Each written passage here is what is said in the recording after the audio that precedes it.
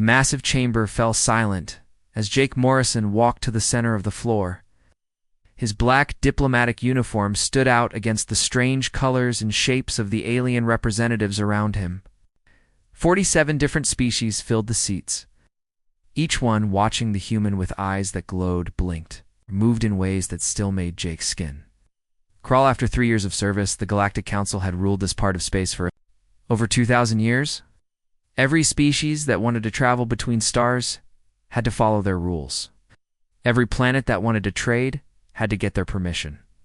Every new colony had to be approved by the Council first.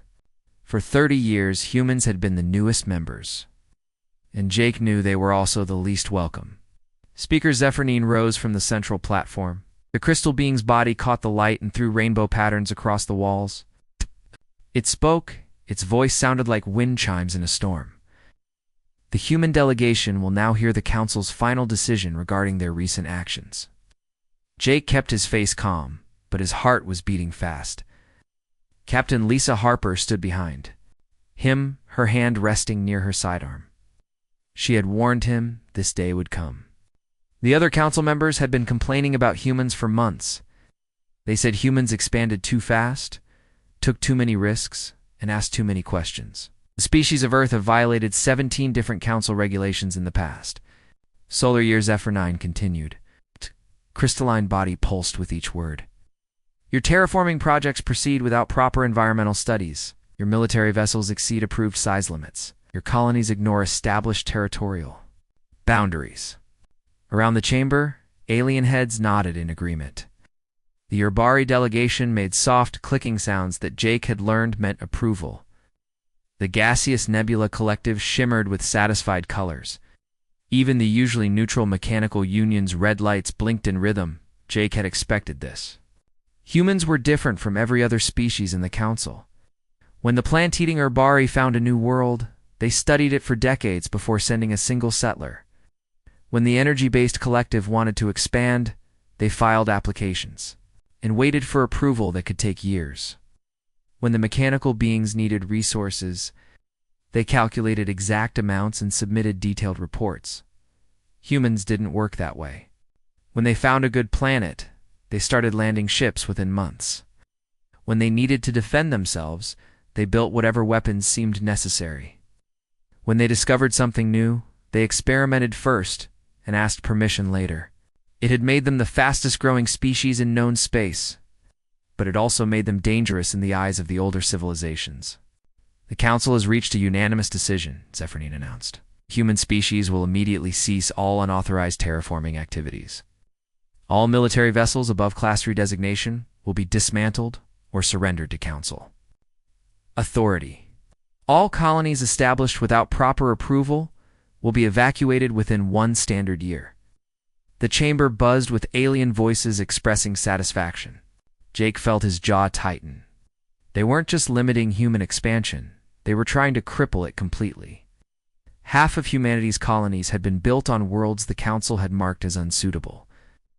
Most of their defensive fleet consisted of ships that exceeded the size limits other species accepted. Furthermore, the crystal being continued. All future human expansion must be approved by a Council oversight committee. Human representatives will submit detailed plans for any new settlements, military construction, or technological development.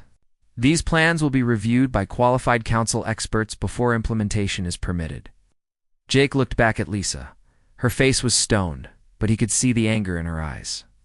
She had served in the human military for 20 years, fighting pirates and defending colonies on the edge of known space.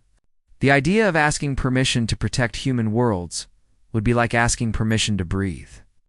The human delegation has 7 standard days to accept these terms, Zephyrine concluded. Failure to comply will result in immediate expulsion. From the Council and economic sanctions against all human territories, the chamber erupted in approving sounds. Clicks, chimes, electronic beeps, and harmonic tones filled the air. Jake stood in the center of it all, feeling like he was surrounded by a pack of predators who had just decided to divide up their prey. He had been Earth's ambassador for 3 years. He had negotiated trade deals, settled disputes, and tried to build bridges between humans and the older species. But he had always known this moment would come. Council didn't want partners. They wanted subjects. Jake activated his communication device and spoke clearly into it. Independence Protocol is now in effect. He looked up at Lisa and nodded. She touched her own communicator and repeated the code phrase that would change everything. The alien sounds began to fade as the council members realized something was happening. Jake walked to the speaking platform and looked up at Zephyrine. The crystal being's light patterns shifted to confused colors. The human delegation respectfully declines these terms, Jake said. His voice carried clearly through the chamber's translation system. Furthermore, effective immediately, humanity formally withdraws from the Galactic Council. The silence that followed was complete. 47 species sat frozen in shock. No one had ever left the council voluntarily. Species fought wars too. Get membership. They begged and bargained for the right to trade freely between stars. The idea that someone would simply walk away was beyond their understanding. Jake began gathering his papers and data tablets. Humanity will find its own path among the stars. We thank the Council for 30 years of membership and wish you well. In your future endeavors, he turned and walked toward the exit. Lisa beside him. Behind them, the chamber exploded into chaos as alien voices demanded explanations, threatened consequences, and called for immediate action. Jake didn't look back. The decision had been made months ago in secret meetings with Earth's leadership. They had known this day would come, and they were ready. As the doors closed behind them, Jake felt a weight lift from his shoulders. For the first time in years, humanity was free to be itself. Admiral Ryan Cooper stood on the bridge of the UES Liberty, watching the largest fleet movement in human history unfold across his screens. Hundreds of ships filled the space around him, from massive colony vessels carrying entire families to sleek military escorts ready for trouble. Independence Protocol had been activated 6 hours ago, and already the exodus was beginning. Admiral, we have confirmation from all sectors, reported Lieutenant Ben Walsh from his communications station. Colony ships are departing from Kepler Station, New Harmony, and the Centauri colonies. Military escorts are in position. Ryan nodded. His weathered face calm despite the magnitude of what they were attempting. He had spent 40 years in space, rising from a young pilot to commander of humanity's newest and most powerful warship. The Liberty was 2 kilometers long and packed with weapons that made Council military advisors nervous. Today, it would serve as the flagship for humanity's journey into the unknown. What's the status on the civilian evacuations? He asked. Dr. Emma Stone reports all non-essential personnel are boarding transport ships now, Ben replied. The Colonial Authority has been planning this for months. Food supplies, medical equipment, manufacturing tools, even the hydroponic farms are being packed up. Ryan smiled grimly. The Council thought they were forcing humans to accept their terms or face exile. They had no idea that humans had been preparing for this possibility since the day they joined the Council. Dr. Stone had spent 2 years secretly surveying star systems beyond Council territory, looking for worlds that could support human life. What the aliens considered worthless frontier space, humans saw as opportunity. Signal from Captain Helen Price on the UES Defiance, Ben announced. The Kepler evacuation is complete. They're requesting permission to begin jump sequence. Permission. Granted, Ryan said. Tell all ships to maintain formation until we reach the outer marker. I want the Council to see exactly how organized this withdrawal is. Across Council space, similar scenes were playing out. Human settlements that had taken decades to build were being abandoned in a matter of hours. But this wasn't a panicked retreat. Every piece of valuable equipment was being carefully removed. Every useful resource was being loaded onto ships. The humans were leaving nothing behind that their enemies could use. On the bridge of the transport, ship New Horizon, Captain Danny Rodriguez watched his screens fill with departing vessels. His ship carried 5,000 colonists from the agricultural world of Green Valley, along with their entire seed bank and livestock. The colonists had voted unanimously to leave rather than submit to Council oversight. Captain, we're getting some interesting reports from the abandoned settlements. said his first officer, Commander Amy Chen. "The Vaxian Trade Union is already sending ships to claim our facilities." Danny laughed. "They're going to be disappointed." Emma's people were very thorough. The Vaxians were one of the most aggressive trading species in the Council. They specialized in taking over abandoned facilities and selling them to the highest bidder. They had probably been planning to seize human colonies the moment the evacuation began. "What exactly did Dr. Stone's teams remove?" Amy asked. "Everything that matters," Danny replied.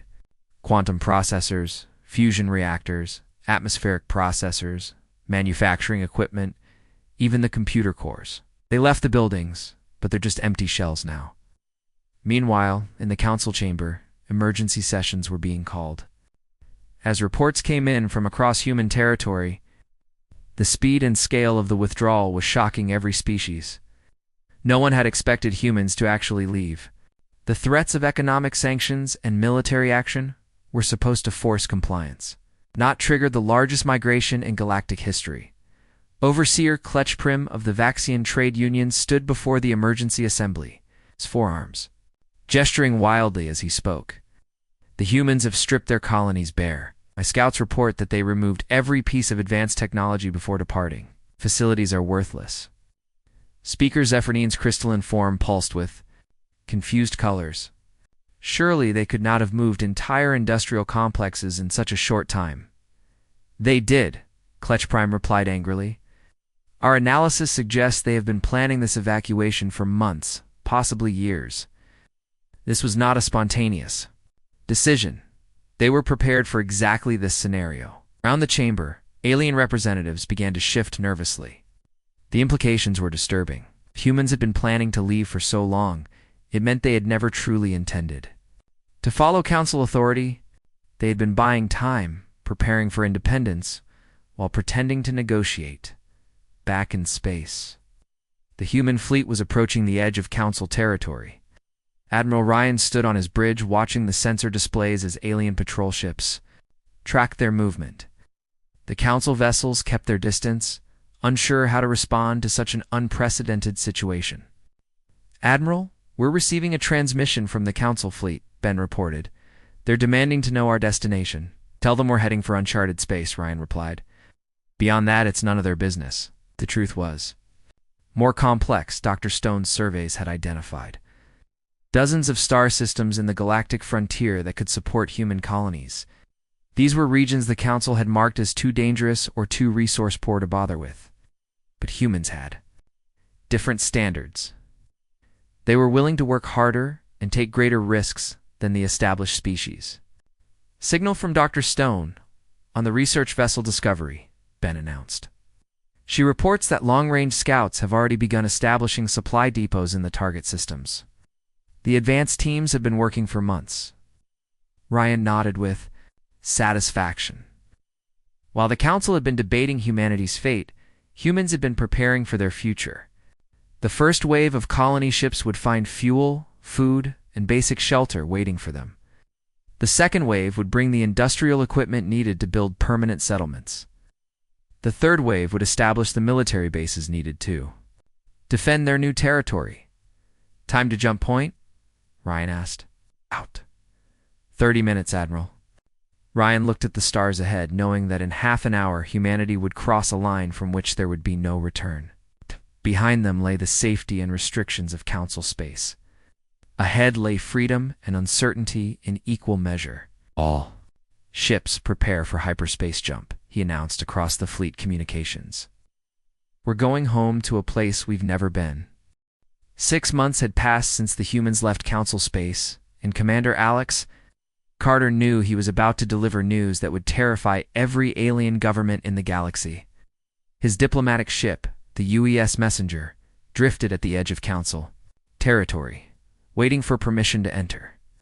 This would be the last official contact between humanity and the species they had left behind, Alex reviewed. His orders one final time.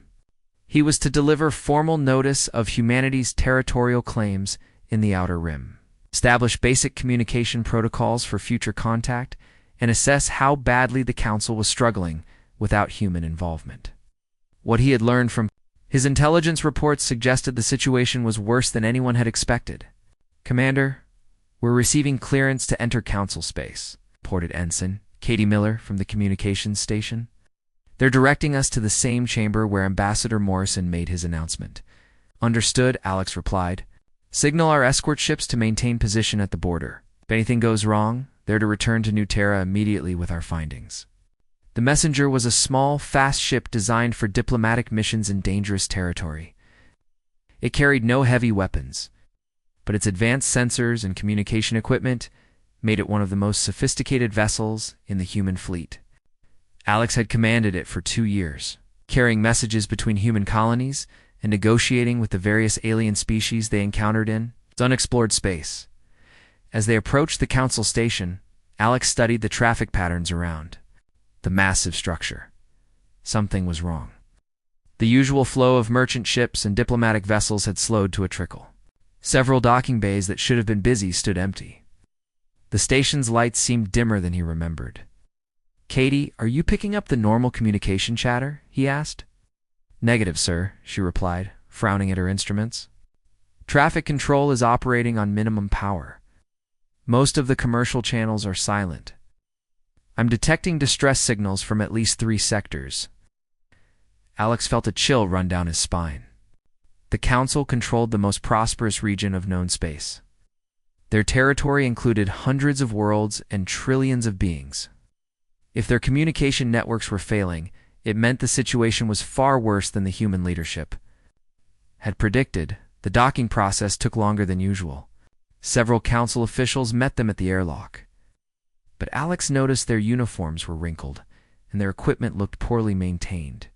The aliens who had once projected absolute authority now seemed nervous and uncertain. In the great chamber where humanity had announced its departure, Alex found a very different scene than the one Jake Morrison had faced. Only half the usual delegates were present. Many seats sat empty. Those that were filled held representatives who looked tired and worried. Speaker Zephyr9's crystallines. Iform had lost much of its brilliant shine. When it spoke, its voice carried undertones that Alex's translation software identified as stress and fear. "The Council recognizes Commander Carter of the human species," the speaker announced. "You may deliver your message." Alex stepped forward and activated a holographic projector. A 3-dimensional map of the galaxy appeared above his head, showing the traditional Council territories in blue and the human claims in red.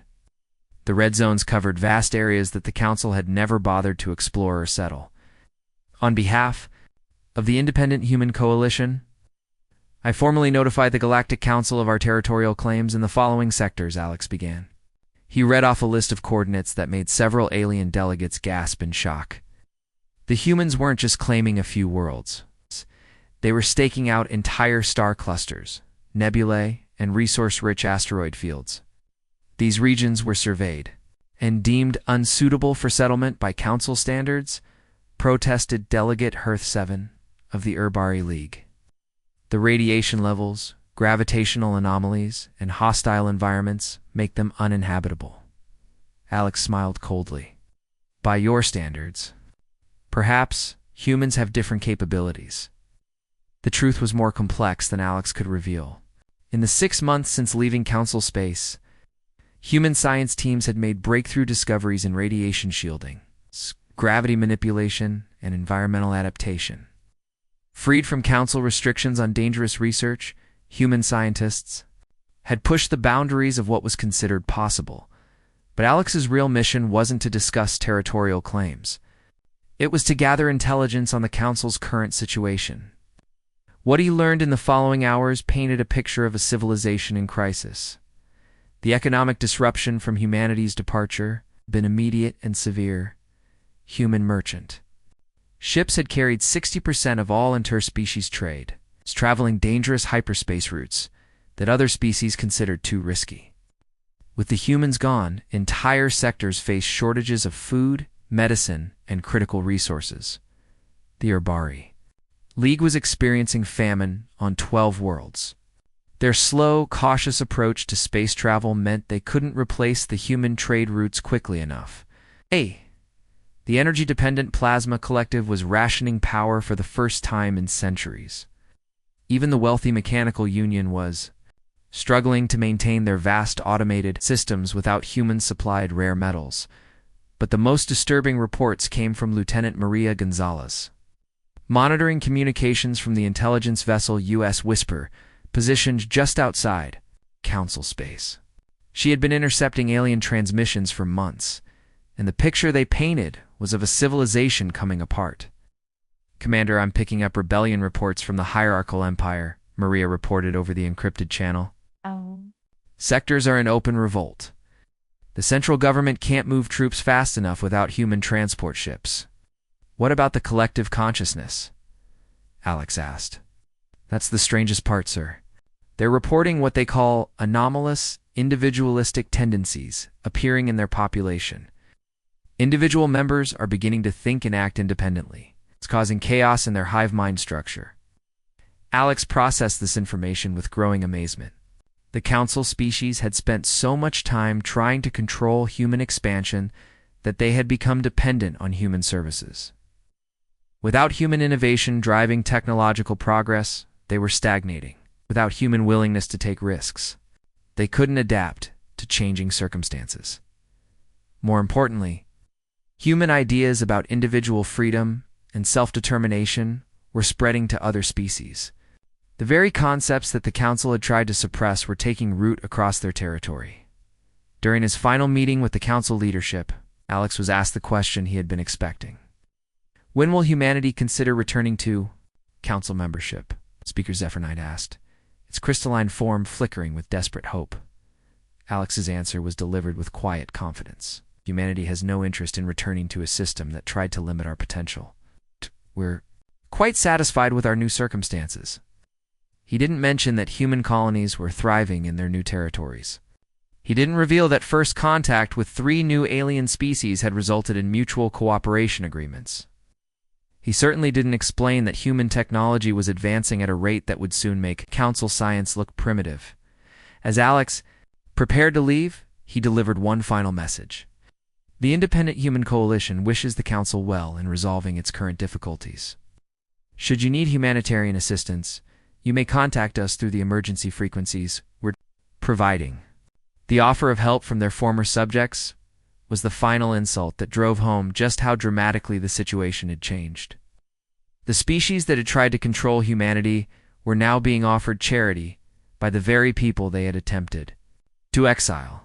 Alex departed council space knowing that he had witnessed the beginning of the end of the old galactic order. Humanity's exit had revealed just how fragile the council's authority really was. 2 years had passed since humanity's exodus.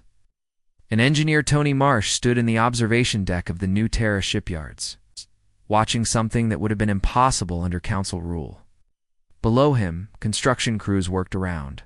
The clock-building vessels that dwarfed anything in known space.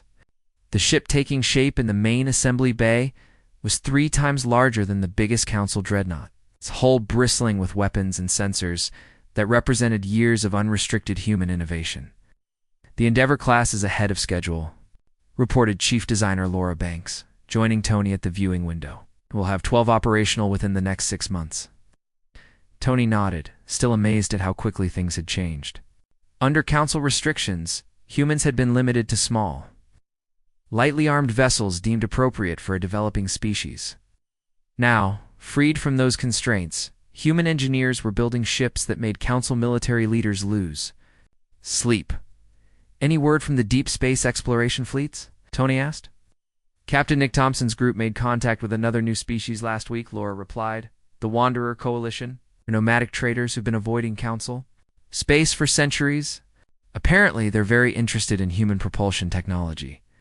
The irony wasn't lost on Tony. The council had tried to isolate humanity by forcing them into exile. Instead, they had pushed humans into contact with species and resources the council had never discovered. Every month brought news of new alliances, new technologies, and new opportunities that would have been impossible within council territory. But the real changes were happening inside human society itself. Without council oversight committees slowing down every decision, human colonies were expanding and developing at an unprecedented rate. Scientists could pursue dangerous research without filing safety reports. Engineers could build experimental devices without waiting for approval.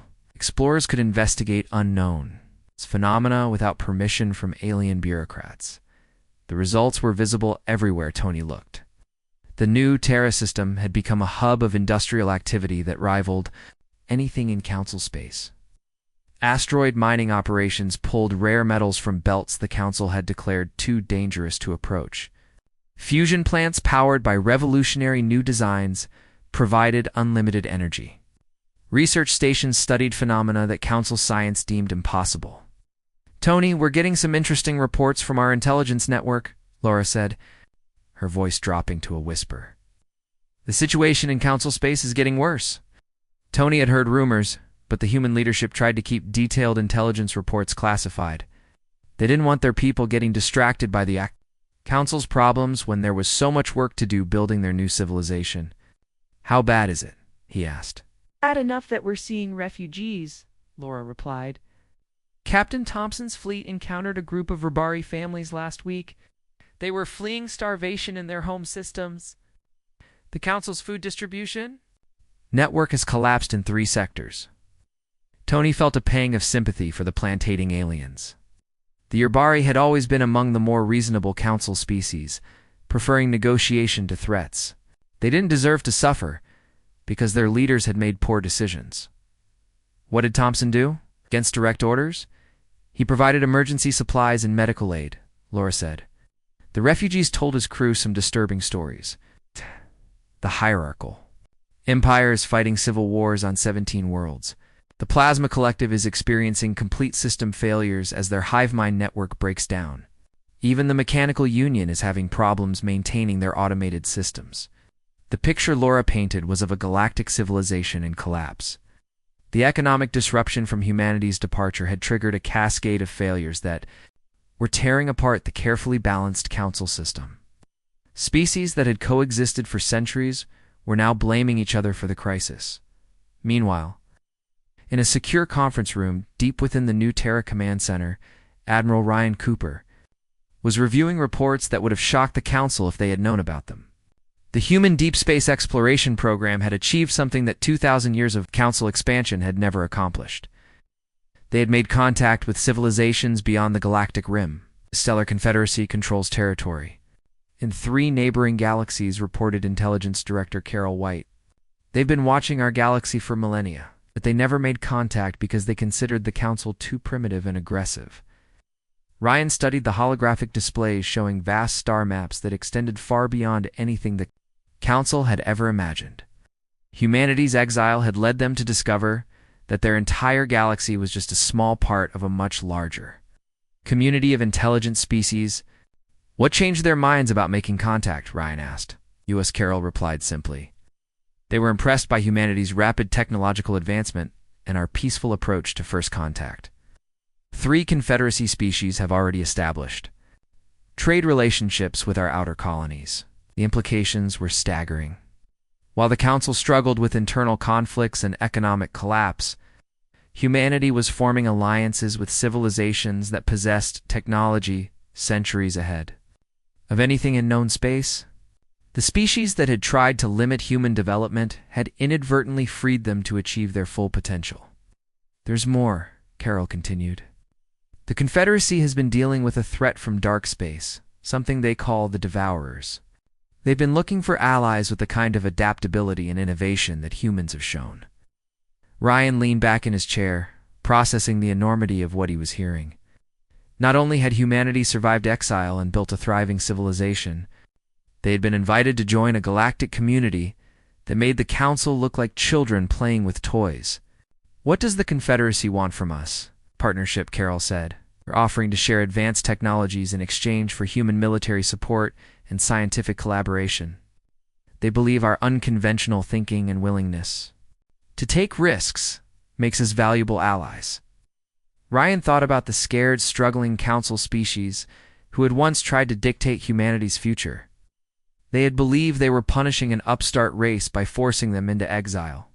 Instead, They had unleashed humanity on a galaxy that rewarded exactly the qualities the Council had tried to suppress. Back in the shipyards, Tony was reviewing the specifications for humanity's next generation of vessels when an emergency alert flashed across his screen. Long-range sensors had detected a massive fleet approaching from the direction of Council space. "Laura, are you seeing this?" he called out. She rushed to his workstation and studied the sensor readings. "Those aren't Council ships," she said, her voice filled with amazement. "The energy signatures are completely different, and they're huge." Tony enhanced the display and felt his breath catch in his throat. The approaching vessels were easily 10 times larger than anything humans had built, their sleek designs suggesting technology far beyond current capabilities. "Get me Admiral Cooper," Tony said, reaching for his communicator. "I think our new friends from the Confederacy are coming to visit." As alerts sounded throughout the new Terra system, Tony realized that humanity's journey was entering a new phase. They had survived exile, built a new civilization, and now they were about to become part of something bigger than they had ever imagined. The Council's attempt to limit human potential had instead freed them to join the ranks of the galaxy's true powers. 5 years after humanity's exodus from Council space, Admiral Grace Patterson stood on the bridge of the UES Horizon. Watching the massive structure of the Council station grow larger on her screens, the ship beneath her feet was a marvel that would have been impossible to imagine when humans first left. 3 kilometers long and housing over 50,000 people, the Horizon was more than a warship. It was a floating city that represented the pinnacle of human achievement. Behind her, a fleet of similar vessels waited in perfect formation. Each ship bore the markings of the independent human coalition, but their designs showed influences from a dozen different alien civilizations that the Council had never encountered. The humans had not returned alone. "Admiral, we're receiving a transmission from Council Traffic Control," reported Communications Officer Steve Parker. "There, demanding to know our intentions."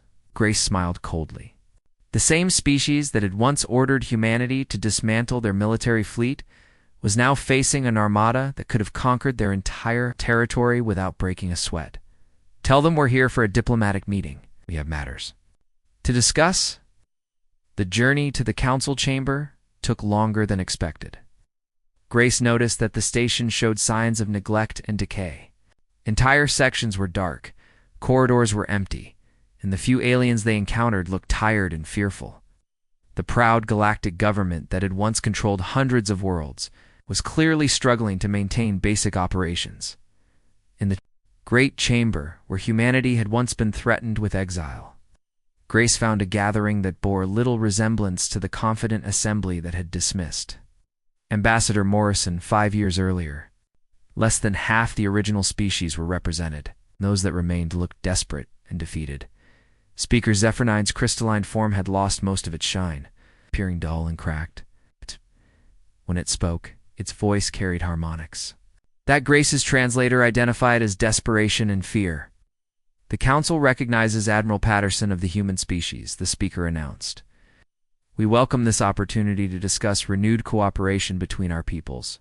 Grace stepped forward, her black uniform decorated with insignia that no Council species recognized.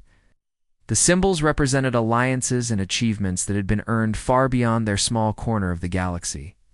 "I appreciate the welcome," Grace said, her voice carrying easily through the chamber's translation systems. "But I should clarify something immediately. We did not come here to rejoin your Council." A ripple of confused sound swept through the assembled aliens. Several delegates leaned forward in their seats, struggling to understand what they were hearing. "We came to inform you of recent developments that affect this region of space," Grace continued. "Developments that you need to understand if you hope to survive the next decade." She activated a holographic projector that filled the chamber with a 3-dimensional map of the galaxy. This wasn't the limited view that the Council had always used. This map extended far beyond their territory, showing star systems and civilizations that they had never imagined existed. 5 years ago, you forced humanity to leave Council space because you believed we were too dangerous and unpredictable to control, Grace explained. "What you didn't realize is that you were freeing us to discover the true nature of our galaxy." The map expanded, showing vast networks of stars connected by trade routes and communication lines. Entire sectors that the Council had marked as empty space were revealed to be populated by advanced civilizations. "The galaxy is far larger and more complex than you ever imagined," Grace said. "What you call known space represents less than 2% of the inhabited systems in this galaxy alone." Delegate Hearth 7 of the Urbari League made a sound that the translator identified as disbelief. "Impossible. Our long-range sensors would have detected such civilizations." "Your sensors were designed to detect technology similar to your own," Grace replied. "You never found these civilizations because you weren't advanced enough to recognize their existence." She manipulated the holographic display to show detailed views of massive space stations, planet-sized ships, and artificial solar systems. That demonstrated engineering capabilities far beyond anything in Council space. "The Stellar Confederacy has been watching your region for over 3,000 years, Grace explained. "They considered making contact several times, but they decided that the Council species were too primitive and too aggressive to be worth the effort." The silence in the chamber was complete. 47 species that had considered themselves the masters of the galaxy were learning that they were nothing more than children playing in a sandbox. "What changed their minds?" Speaker Zephyrnine asked, its voice barely a whisper. "Humanity," Grace answered simply. "When we left Council space, we carried with us the curiosity and determination that you tried to suppress. Within 2 years, we had made contact with 3 Confederacy species. Within 4 years, we had been invited to join their alliance." She gestured, and the holographic display showed human ships working alongside vessels of incredible design and beauty, space stations that dwarfed entire planets, engineering projects that reshaped solar systems. The Confederacy was impressed by humanity's rapid adaptation and innovative thinking, Grace continued. "They offered us partnership in exchange for our unique perspective and problem-solving abilities." Overseer Kletch Prime of the Vaxian Trade Union raised one of his 4 arms. "What does this mean for Council space?" Grace's expression grew serious. "The Confederacy has been fighting a war against something they call the Devourers. Entities from dark space that consume entire civilizations. The war has been going badly, and they need allies with the kind of unconventional thinking that humans possess." The implications hit the Council delegates like a physical blow. The galaxy they thought they controlled was actually a war zone, and they were completely unprepared for the conflicts that were coming. "The good news," Grace said, "is that humanity has volunteered to serve as a buffer between Confederacy space and this region. Our colonies in the Outer Rim are being fortified with Confederacy technology. We'll defend this area of the galaxy because it's where we came from." She paused, letting the weight of her words sink in. "The bad news is that the age of the Galactic Council is over. The civilizations you'll be dealing with from now on won't be impressed by your traditions or your bureaucracy. They'll judge you based on your contributions and your capabilities." Grace began walking toward the exit, her message delivered. "Humanity offers the Council species the same choice we were given 5 years ago. You can adapt to the new reality, or you can cling to the old ways and face extinction." As she reached the chamber doors, Grace turned back for one final statement. "The species that tried to limit our potential have inadvertently freed us to become guardians of this entire region. The galaxy is much larger than you thought, and humanity is no longer the junior partner." The doors closed behind her, leaving the Council delegates in stunned silence. Outside, the human fleet waited patiently, their mere presence a reminder that the balance of power in the galaxy had shifted forever. The species that had once tried to exile humanity now faced a future where their former subjects had become the protectors of everything they held dear. The attempt to contain human ambition had instead unleashed it upon a galaxy that rewarded exactly the qualities the Council had feared most. In the end, their punishment of humanity had become humanity's greatest gift.